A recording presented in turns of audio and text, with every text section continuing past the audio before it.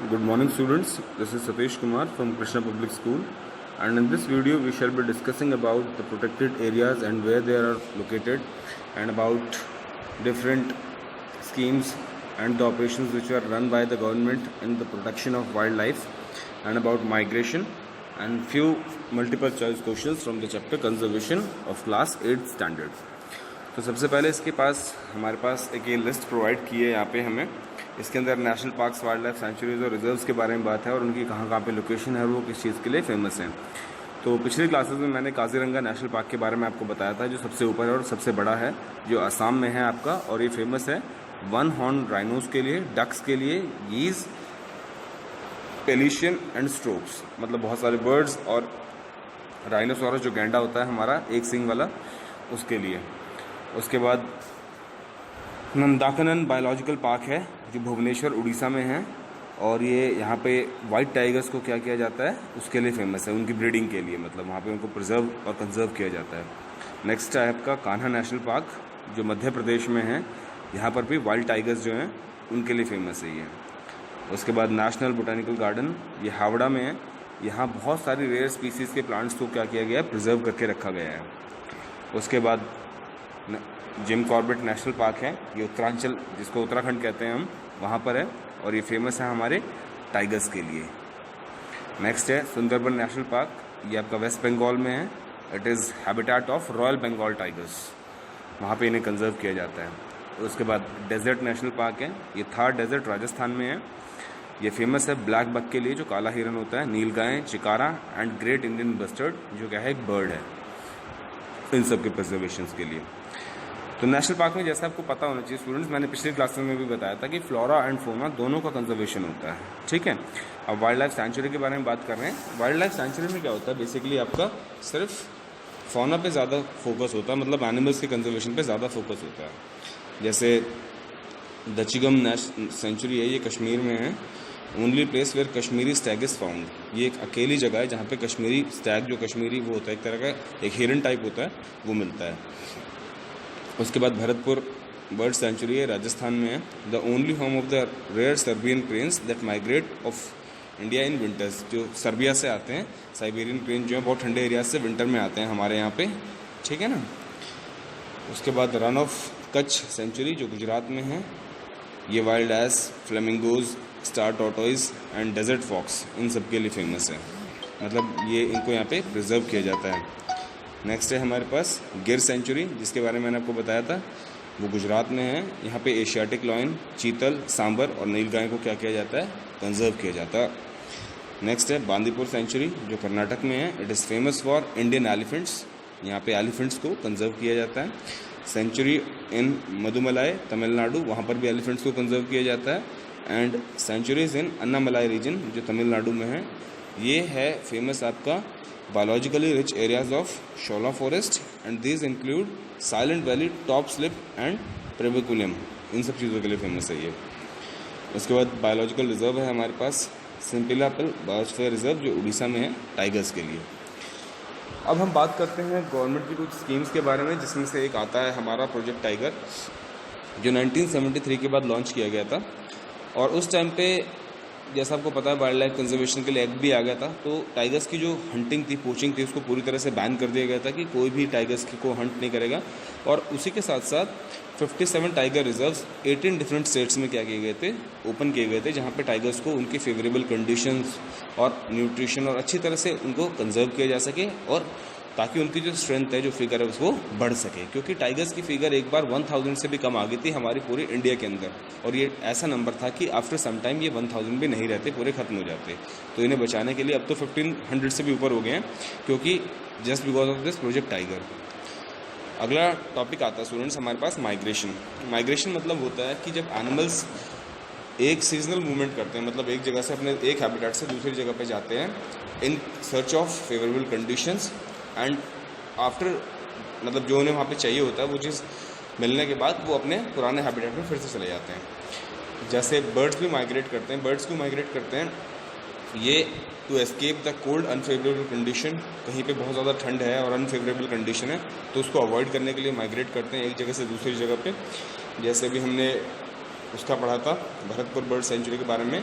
वहाँ पे Siberian cranes आते हैं वहाँ से, क्योंकि साइबेरिया में बहुत ज़्यादा ठंड होती है, तो वहाँ से उड़ के यहाँ इंडिया आते हैं, भरतपुर में आते हैं।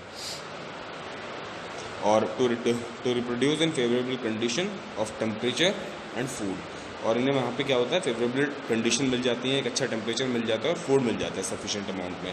तो इसीलिए क्या करते हैं, बर्ड्स और दूसरी स्पीसीज़ क्या करती हैं, माइग्रेट करते हैं। एक बहुत छोटे सा एग्जांपल छोटी क्लासेस में भी आपने पढ़ा होगा, जो फ्रॉग होता है वो माइग्रेट करता है लैंड से पानी में वहाँ पे अंडे देने के लिए, और फिर वहाँ उसके अंडों से टेडपोल्स जब निकल जाते हैं, तब वो धीरे धीरे जब बड़े होते हैं तो वो पानी से ज़मीन पे माइग्रेट करते हैं, जब वो फ्रॉग्स में कन्वर्ट हो जाते हैं। ठीक है, अब आता है हमारे पास ways to improve the environment. हम एज एन इंडिविजुअल हमारा क्या रोल प्ले हो सकता है एनवायरनमेंट को अच्छा बनाने में या पहले से बेहतर बनाने में। तो इसमें सबसे पहला स्टेप होगा dispose the waste after separating them into biodegradable and non biodegradable waste material. सबसे पहले तो हमें क्या करना है कि जो वेस्ट मटेरियल है उसको डिस्पोज करना है, पहले क्लासीफाई करना है कि बायोडिग्रेडेबल कौन सा है और नॉन बायोडिग्रेडेबल कौन सा है, मतलब जो नेचुरली ख़त्म होने वाला है और नेचुरली जो ख़त्म होने वाला नहीं है। और जैसे मान लो अगर कोई नेचुरली ख़त्म होने वाला मटेरियल नहीं है, ठीक है, उसको हमें क्या करना है, रिसाइकिल करना है। और जो हमारा वेस्ट फूड है और अदर बायोडिग्रेडेबल मटेरियल्स हैं उनकी भी रिसाइकलिंग करनी है। अब जैसे ओल्ड बैटरीज हैं और टायर्स हैं, that should also be recycled, और उनका कुछ भी क्रिएटिव हम बना सकते हैं। हमें कोई भी ऐसा प्लास्टिक वेस्ट या ऐसी चीज़ें नहीं जलानी है जिनकी वजह से स्मोक हो और हमारा एनवायरनमेंट क्या हो, पॉल्यूटेड हो। हमें कैरियर बैग्स जो होते हैं, हमारे पॉली बैग्स जो भी होते हैं, उन्हें रीयूज़ करना चाहिए। Then use unleaded petrol and alternate sources of energy. Avoid fast starts and sudden braking of automobiles. हमें क्या करना है कि बहुत ज़्यादा फॉसिल फ्यूल्स का यूज़ नहीं करना है, और जब उन्हें यूज़ भी करना है तो एक प्रॉपर मैनर में यूज़ करना है, ताकि उनसे हमारे जो सोर्सेज ऑफ एनर्जी हैं वो प्रिजर्व हो सके, कंजर्व हो सके। ठीक है, वॉक और cycle where it is safe to do so, and walking and cycling can help you to keep fit and save fuel. Walking और साइकिलिंग पे हमें ज़्यादा ध्यान देना चाहिए, क्योंकि वॉकिंग और साइकिलिंग करने से हमारा फ्यूल तो बचता ही है, प्लस हम फिट भी रहते हैं। Use a car pool for everyday travel. हमें कार पूल का वो करना चाहिए। कार पूल मतलब होता है जैसे कि अगर 4 लोग ऑफिस जा रहे हैं और 4 डिफरेंट कार से, तो पॉसिबल है कि एक ही कार जाए और वो चारों उसमें एडजस्ट होकर चले जाएँ। तो जाना तो ऑफिस ही है, अब आप चाहे 4 अलग अलग कारों से चले जाएँ या एक कार में चले जाएँ, तो उससे क्या होगा, बेसिकली फ्यूल सेव होगा आपका। ठीक है, अवॉइड अननेसेसरी और वेस्टफुल पैकेजिंग ऑफ प्रोडक्ट्स। ज़बरदस्ती की टेप्स और पन्नियों को यूज़ नहीं करना चाहिए हमें, जिसकी वजह से हमारा एनवायरनमेंट क्या होगा, पॉल्यूट होगा और रिसोर्सेज क्या होंगे, ख़त्म होंगे।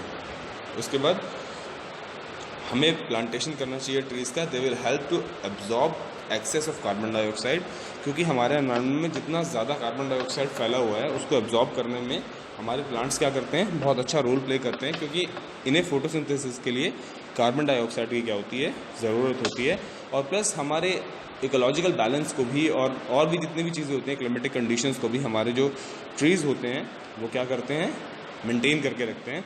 तो और गर्मियों के सीज़न में भी अगर आप किसी डेंस एरिया में हैं, ट्रीज़ वाले एरिया में, तो आपको गर्मी भी कम लगेगी। ठीक है, so these are the major reason that we should have plant trees. Next, celebrate world environment day on 5 June every year. और हर 5 जून को हमें क्या करना चाहिए, एनवायरनमेंट डे सेलिब्रेट करना चाहिए by planting trees and doing some good things for our environment. Okay, अब आ जाते हैं हमारे कुछ मल्टीपल चॉइस क्वेश्चंस इस चैप्टर से स्टूडेंट्स, जिसमें पहला क्वेश्चन है हमारा, different species are classified into different threat category in the book, is it yellow book, black book, blue book और रेड डाटा बुक। तो वो हमारी रेड डाटा बुक होती है, that is option D will be the correct answer. Now question number second, WWF works in the field of, जैसा इसके नाम में ही आ रहा है, world wide fund for nature and conservation, तो ये वाइल्ड लाइफ कंजर्वेशन के लिए एक्ट करता है, तो ऑप्शन ए सही हो जाएगा क्वेश्चन नंबर सेकंड का हमारा। क्वेश्चन नंबर थर्ड है, wildlife is depleting due to, wildlife जो हो रही है वो खत्म क्यों हो रही है, सॉइल इरोजन की वजह से, लॉस ऑफ मिनरल्स की वजह से, लॉस ऑफ सनलाइट की वजह से, या शिकार और इलीगल मारने की वजह से। तो इलीगल मारने और शिकार की वजह से हमारी वाइल्ड लाइफ क्या हो रही है, खत्म हो रही है। Next question is, which one of the following is not under the conservation of category of wild life. इनमें से कौन सा कंजर्वेशन कैटेगरी के अंदर नहीं आता है, एक्सटिंक्ट, एंडेंजर्ड, एंडेमिक और वल्नरेबल। आपको पता है एक्सटिंक्ट, एंडेंजर्ड और वल्नरेबल जो हैं वो इस टाइम खतरे के निशान पे हैं, तो इसलिए इन्हें बचाने की जरूरत है। बाकी एंडेमिक जो होते हैं वो एक स्पेसिफिक रीजन में रहते हैं, बस उनका तो ये है, तो उन्हें कंजर्व और कंजर्वेशन की कैटेगरी में वो नहीं आते हैं वाइल्ड लाइफ की। Okay, so the endemic will be the right answer. C option of question number 4. Now we'll be having question number 5. Dash are responsible for extinction of species. इनमें से कौन सा extinction of species के लिए responsible है? Is it loss of habitat, excessive use of chemical fertilizers, providing habitats for animals in zoo, or clearing of land to plant crops? तो इनमें से जो सही आंसर है वो है लॉस ऑफ हैबिटेट, क्योंकि हम फॉरेस्ट को कट कर देते हैं तो इनका जो हैबिटेट है एनिमल्स का वो उनसे छिन जाता है और इसीलिए वो क्या हो जाते हैं, ख़त्म हो जाते हैं, रह ही नहीं पाते हैं। ठीक है, अगर हमें भी बहुत टाइम के लिए कोई घर ना मिले, हम बाहर एनवायरनमेंट में ऐसे पड़े रहें तो बारिश, गर्मी, सर्दी, धूप से हम बीमार होकर हम भी मर जाएंगे। ओके, अब ट्रू फॉल्स टाइप क्वेश्चन हैं। Naturally occurring useful materials are called natural resources. That's quite true. जो नेचर में पहले से ही जो यूजफुल मटेरियल्स अकर होते हैं उन्हें हम नेचुरल रिसोर्सेज कहते हैं, तो ये ट्रू है। Population growth has no effect on depletion of natural resources, ये गलत है, दिस इज़ फॉल्स। क्यों? क्योंकि जितनी ज़्यादा पॉपुलेशन बढ़ेगी उतनी ज़्यादा नेचुरल रिसोर्सेज का भी यूज़ होगा, तो इसीलिए नेचुरल रिसोर्सेज का यूज़ कम से कम करने के लिए हमें पॉपुलेशन ग्रोथ पे भी कंट्रोल रखना है। Next question is species of plants together are known as flora, whereas those of animals is known as fauna. That's true. Flora and fauna, plants और animals को कहते हैं. Yes. Zoo and sanctuaries kept orphaned or sick animals. No, this is wrong. Zoo के अंदर तो exhibition के लिए होता है, पब्लिक एग्जीबिशन के एनिमल्स को रखा जाता है, बीमार एनिमल्स को नहीं रखा जाता। उसके बाद एनालॉजी टाइप क्वेश्चंस हैं। यहाँ आपको एक्ट दिए हुए हैं और राइट साइड पे उनका ईयर। तो एनवायरमेंट प्रोटेक्शन एक्ट 1986 में आया था, फॉरेस्ट कंजर्वेशन एक्ट 1980 में आया था and wild life protection act 1972 में आया था। सो इस टाइप से हम इनमें मैच कर देंगे इन्हें। And this is what for today's class students. Thank you very much for